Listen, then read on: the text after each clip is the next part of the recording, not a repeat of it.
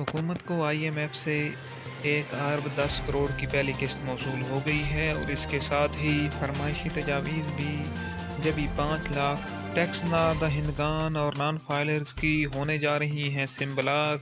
FBR ने कर लिया है पक्का फैसला। इस हवाले से आपको तफसील से आगाह करने जा रहे हैं इसी मुख्तसर और मुस्तनद वीडियो में, तो जुड़े रहिए हमारे साथ। आप सामने डॉन न्यूज़ की एक खबर मुलाहिजा फरमा सकते हैं कि FBR का नॉन टैक्स फाइलर्स के खिलाफ बड़ा इकदाम, सिम ब्लॉक करने का हुक्म जारी। तफसीलात के मुताबिक फेडरल बोर्ड ऑफ रेवेन्यू यानी FBR ने टैक्स नॉन फाइलर्स के खिलाफ बड़ा कदम उठाते हुए उनकी सिमें ब्लॉक करने का हुक्म जारी कर दिया है। FBR ने इनकम टैक्स का एल होने के बावजूद अदा न करने वालों के खिलाफ कार्रवाई का हुक्म दिया। टैक्स अदा और फाइल न करने वालों की सिम ब्लॉक कर दी जाएगी।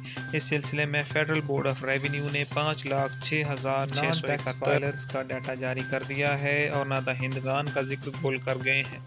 FBR ने ये अहकामात इनकम टैक्स ऑर्डिनेंस 2001 ईस्वी की शिक 114B के तहत जारी किए हैं। वाज़ेह रहे कि गुज़श्ता माह फेडरल बोर्ड ऑफ रेवेन्यू ने टैक्स नेट को वसी करने के इक़दामात को अमली जामा पहनाते हुए टैक्स फाइल न करने वाले नॉन फाइलर्स की हतमी फहरिस्त मुरतब करने का आगाज़ कर दिया था।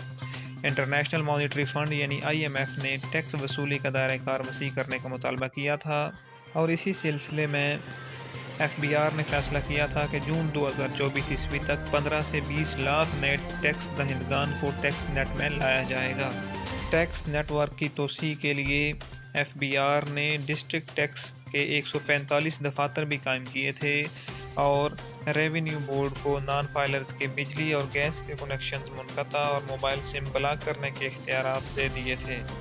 गुज़श्ता साल एक रिपोर्ट में इस बात का भी इंकशाफ हुआ था कि FBR के अपने 10,000 से ज़ायद मुलाज़मीन गुज़श्ता 2 साल के दौरान इनकम टैक्स गोशवारी जमा न कराने वाले यानी नॉन फाइलर्स में शामिल हैं। ये तो गोया चिराग तले अंधेरे वाली बात ही हो गई। ताहम अब चूँकि हुकूमत को IMF से 1 अरब 10 करोड़ की पहली किस्त मौसूल हो गई है, तो साथ ही उनकी फरमाइशों पर मबनी तजावीज़ भी मौसूल हो गई हैं और उन्होंने हमेशा की तरह टैक्स नादहिंदगान का जिक्र गोल कर दिया है और नॉन फाइलर्स पर चढ़ दौड़े हैं। आप IMF और FBR के इस गठजोड़ पर मबनी इक़दाम के बारे में क्या सोचते हैं, ज़रूर बताइएगा। बहुत शुक्रिया।